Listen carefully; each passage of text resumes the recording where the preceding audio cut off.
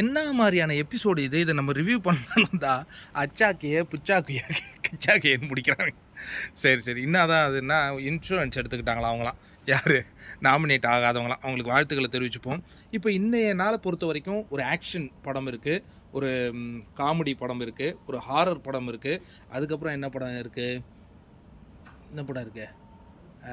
காதல் படம் இருக்குது. எல்லாமே கலந்து வருது, கிசுக்கெல்லாம் போகுதுங்க. ஆனால் இதில் எல்லாத்துலேயும் ஒரு நபர் கலந்துக்கிறாரு அப்படின்னா அது பார்வதி அப்படின்னு தான் நம்ம சொல்லணும். எப்படியா இது மாதிரி ஒரு பிக் பாஸ் மெட்டீரியலை உள்ளே கொண்டு வந்தாங்க?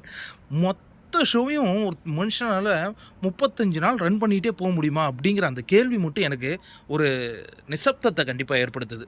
என்ன நடந்தது அப்படிங்கிறத இதில் முக்கியமான விஷயத்தை நம்ம அட்ரஸ் பண்ணி ஆகணும். என்னென்னா ஒரு கிசு ஒன்று பேசுகிறாங்க இல்லையா?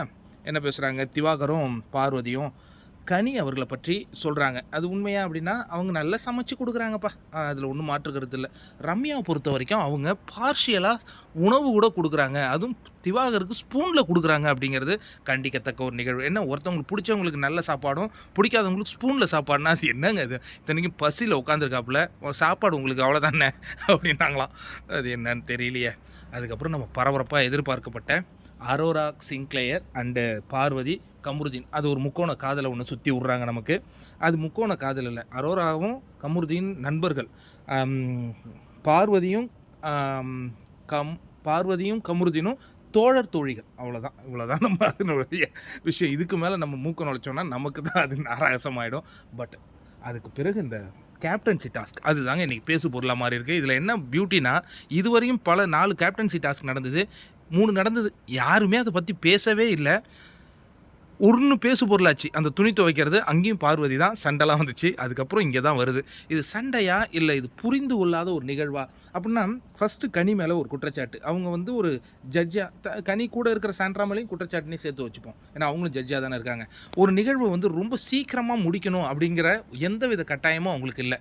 ஏன்னா பிக் பாஸ் என்ன சொல்லியிருந்தாருன்னா, பாட்டில் ஹோல்டு பண்ணிக்கக்கூடாது அப்படிங்கும்பொழுது பார்வதி பண்ணாங்க, அதை இவங்க வான் பண்ணாங்க. அதுக்கப்புறம் இவரும் பண்ணுறாரு, யார், சபரியும் பண்ணுறாரு. அப்போ இவங்களுக்கு அவங்க சொன்னதை அவங்களுக்கும் சொல்லியிருக்கலாமோ? இது வந்து கெமியால் கேள்வி கேட்கப்படவில்லை என்றால் இது மங்கி போயிருக்கும், யாருக்குமே அட்ரஸ் இல்லாத போயிருக்கும்.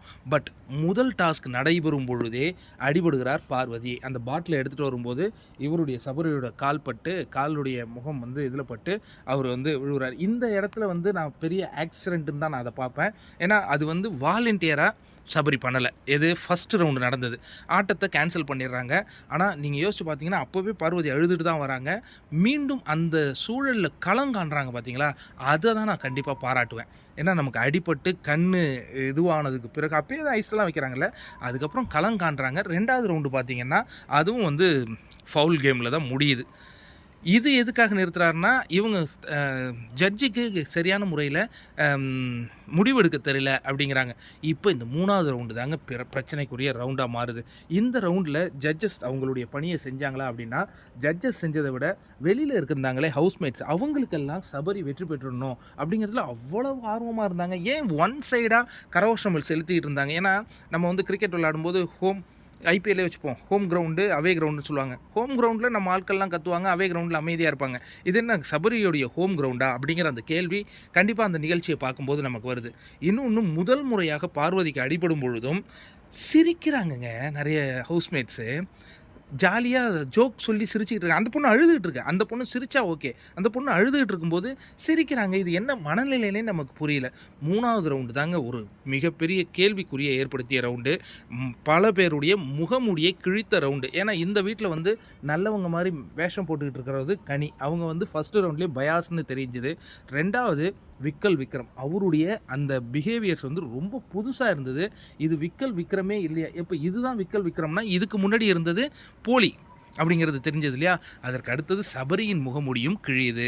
இதையெல்லாம் கிழிக்கிறது யாருன்னு பார்த்தீங்கன்னா, ஒரே ஒரு பெண்மணி, ஒரே ஒரு போட்டியாளர். எல்லாருடைய முகத்திலையும் கிழிக்கிறாங்கன்னா அவங்க தாங்க போட்டியாளர் அப்படிங்கிறத நம்ம கண்டிப்பாக பேசி ஆகணும். இப்போ வந்து பாரு செய்ததெல்லாம் சரியா அப்படிங்கிற அந்த கேள்விக்குள்ளே வரும்பொழுது அவங்களும் அதில் நிறைய மிஸ்டேக்ஸுகள் பண்ணுறாங்க. இன்னொன்று அந்த 3வது ரவுண்டில் வந்து டிஸ்குவாலிஃபை பண்ணுறாங்க இல்லையா, அது ஒன்றும் பெரிய விஷயம் இல்லை. இன்னொன்று அவங்களுக்கு பார்வை தெரியாது, ஆல்ரெடி அடிபட்டிருக்கு. இன்னொன்று அவங்க அந்த கண் பார்வை ப்ராப்ளம் இருக்குது. அது ஒரு சின்ன இதில் தான் அது எல்லாருமே டிஸ்குவாலிஃபை அப்படின்னு கத்துறாங்க. ஆனால் அதற்கு பிறகு தாங்க அந்த சம்பவமே நடைபெறுது. சபரியினுடைய அந்த உச்சபட்ச உள்ளே இருக்கிற அந்த மிருகம் வெளில வந்த அந்த காட்சிகளை பார்த்தோம்.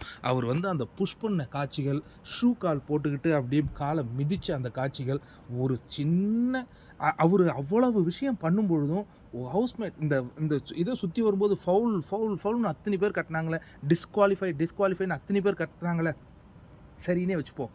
இப்படி புஷ் பண்ணும்போதும் இப்படி இந்த காலால் ஷூவை போட்டு மிதிக்கும் போதும் ஏன் ஒருவர் கூட பேசலை அப்படிங்கிற அந்த ஒரு விஷயம் வந்து ஒரு கேள்விக்குறியாக நிற்கிது. அதுக்கப்புறம் கடைசியாக ஒரு புஷ்ஷு அங்கே போய் எங்கேயோ போய் உழுவுறாங்க. அதுக்கப்புறமா அவங்க வந்து கேம் ஆடிட்டு இருந்தாங்க. ஆனால் அந்த நேரத்தில் நாம் என்ன எதிர்பார்த்தோம்னா இது தேவையில்லாதது. ஏன்னா நீ ஜெயிக்க போகிற நிலையில் இருக்கும்போது அது தேவையில்லை அப்படிங்கிறத யாராவது ஒருத்தவங்க பேசியிருக்கலாமா அப்படிங்கிறது தான்.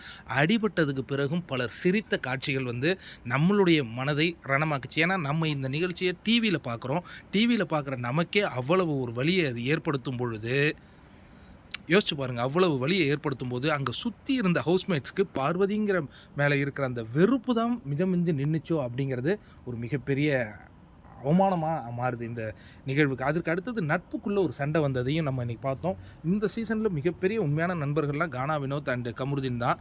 ஆனால் அவங்க 2 பேருமே ஒரு சண்டைக்கு போகிறாங்க. ஏன்னா நெக்ஸ்ட்டு பாருங்கிற நாமினேஷன் ப்ராசஸில் பாரு எங்கப்பா பார்க்குறது அப்படிங்கிற மாதிரி இது காமெடியில் அவர் சொல்லியிருக்காரு. எல்லோரும் கலகலன்னு சிரிக்கிறாங்க. ஆனால் எந்த நேரத்தில் காமெடி பண்ணணும் அப்படின்னு சில விஷயங்கள் இருக்குது. இதில் என்னென்னா சம்மந்தப்பட்ட பார்வதி அதை கேட்கவே இல்லை. ஏன்னா அவங்க உள்ளே போயிடுறாங்க, மற்றவங்கெல்லாம் சிரிக்கிறாங்க. அதுக்கப்புறம் தான் வெளில வருது. நடுவில் ஒரு கெட்ட வார்த்தை பேசிக்கிறாங்க, நாக்க கடிச்சாங்க அப்படிங்கிற ஒரு விஷயத்தை சுபிக்ஷாவும் இவங்களும் வியானாவும் கொண்டு வர, அதுக்கு பிறகு மேட்சோ மாதிரி ஒருத்தன் இருக்கிறான், புல்டோசர் மாதிரி வச்சு தாக்குறான். அப்போ எங்கன்னு உனக்கு அந்த கேள்வி கேட்க போகல அப்படிங்கும்போது வினோத்தினுடைய மனது ரணமாகுது. ஏன்னா பிரவீனுடைய அந்த இது நடக்கும்போது, ப்ராங்க் நடக்கும்போது இவர் வந்து அவ்வளோ சமாதானப்படுத்துவார், கேட்பார் இல்லையா. இதுலேயும் அவர் ஏன் கேட்கல அப்படிங்கிறது பார்வதியினுடைய அந்த வருத்தமாக இருந்தது அப்படிங்கிறத நம்மளால் கண்டிப்பாக கோடிட்டு காட்ட முடியுதுங்க. அதுக்கு அடுத்தது எனக்கு ஒரு சர்ப்ரைஸ் என்னென்னா, திடீர்னு ஒரு அணி இங்கே உருவாச்சு. அது என்ன சர்ப்ரைஸ்னே தெரில. திவ்யா, சாண்ட்ரா, பிரஜன் அண்ட் பார்வதி, கமருதீன் இவங்க ஒரு அணியாக திடீர்னு மாறி நாமினேஷன் பற்றிலாம் டிஸ்கஸ் பண்ணி யார் டைரக்ட் நாமினேட் பண்ணலாம் அப்படிங்கிற வரையும் கொண்டு போனாங்க. டைரக்ட் நாமினேஷனாக சுபிக்ஷாவை தூக்கி டைரக்ட் நாமினேட் பண்ணுறாங்க. அது ஒவ்வொருத்தவங்களும் பேசி வைத்தது போலவே உள்ளே போய் நாமினேட் பண்ணுறாங்க. அதுக்கேற்ற மாதிரியே அங்கே வருது.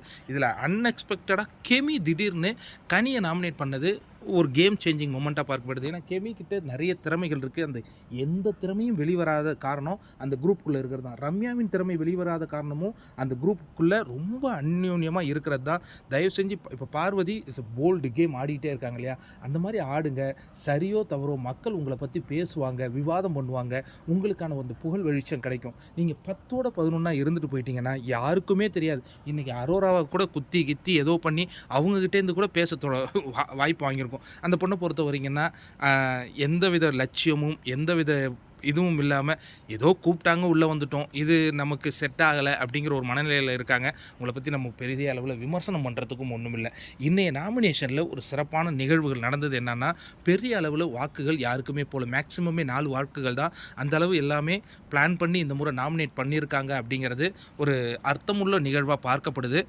இந்த வார நாமினேஷனில் ரொம்ப டைட்டாக தான் போகும். இதில் என்ன பியூட்டினா, வைல்டு கார்டில் வந்த அமித் அண்டு பிரஜன் நாமினேஷன் ஆகலை. பிரஜனுக்கு நாமினேஷன் ஃப்ரீ பாஸ் சாண்ட்ரா கொடுத்துட்றாங்க. திவ்யா அண்டு இவங்க வந்தாங்க. ஓட்டிங்கில் அவங்க வந்து டாப் 5க்குள்ளே 2 பேருமே இருக்காங்க. அப்போ முதல் கிட்டத்தட்ட 30 நாட்கள் அவங்க வெளியேறுவதற்கு வாய்ப்பே இல்லை. ஏன்னா முதல் 15 நாள் வெளியேறல இல்லையா, அடுத்த 15 நாளுக்கு அவங்களுக்கு வெளியேற போகிறதில்ல. இப்போ இந்த சீசனில் வைல்டு கார்டு ஏதாவது ரூல் பண்ண போகிறாங்களா அப்படிங்கிறதையும் நம்ம பொறுத்திருந்து பார்க்கணும். எப்போதுமே வைல்டு கார்டை மக்கள் தொடர்ந்து வெளில அனுப்புவாங்க. ஆனால் இந்த முறை வைல்டு கார்டுக்கு நிறைய வாக்குகள் செலுத்திட்டு இருக்காங்க. ஆனால் நீங்கள் உள்ளேயே இருந்துக்கிட்டு இருந்த இந்த தூக்கி போட்ட இந்த காட்சி தாங்க என்னுடைய மனசெல்லாம் ரொம்ப ரணமாக்குச்சு. இதெல்லாம் தேவையில்லாத விஷயம். ஏன் இந்த புஷ்ன்னு தான் தெரில. அந்த புஷ்ஷுக்கு அவர் இந்த சீசன் முடிகிற வரையும் பதில் சொல்லிட்டு தான் இருக்கும். அது அவருடைய பிரச்சனை. அந்த நாமினேஷன் ப்ராசஸில் இப்போ ரம்யா, அரோரா, எனக்கு தெரிஞ்சு சுபிக்ஷா கூட பெரிய அளவு வாக்கு வரல. என்ன ஆச்சரியம்னு தெரில. அவங்க பிஆர்லாம் எதுவும் வைக்கல போல இருக்குது. இவங்கெல்லாம் பின்தங்கிய அந்த காட்சிகளை பார்க்குறோம். இப்போ ரெகுலராக இருக்கிற போட்டியாளர்களை தான் மக்கள் வெளியே அனுப்புற போகிறாங்க அப்படின்னா அதுதான் அவங்க கிடைத்த வாய்ப்பை வந்து சரியாக பயன்படுத்தி கொள்ளவில்லை. சபரி வந்து பிக் பாஸ் ரூம்குள்ளே போய் அழுத காட்சிகள்லாம் ஒளிபரப்பு செய்யப்படவில்லை. அரோரா சிங்க்லேயர் இன்றைக்கி அழுதாங்க, அதுவும் ஒளிபரப்பு செய்யப்படவில்லை. பட் இருந்தாலும் நம்ம 24/7 பார்க்குறதுனால எல்லா நிகழ்வையும் பார்த்தோம். இதில் காதல் பொசசிவ்னஸும் ஒன்று போயிட்டு இருந்தது. இப்போ அடிபட்டதுக்கு பிறகு கமருதீன் உண்மையாலே பாருக்கு ஆதரவாக இருக்கார். திவாகர் ஆனால் கொஞ்சம் அவர் சந்தோஷமாக தான் இருக்கார். ஆனால் அந்த ஐஸ் கட்டி வைக்கிறது அதெல்லாம் கரெக்டாக பண்ணுறாரு. ஒரு அண்ணன் மாதிரி பண்ணிக்கிட்டு அவரையும் டிஸ்டர்ப் இல்லாத பார்த்துக்கிறாரு.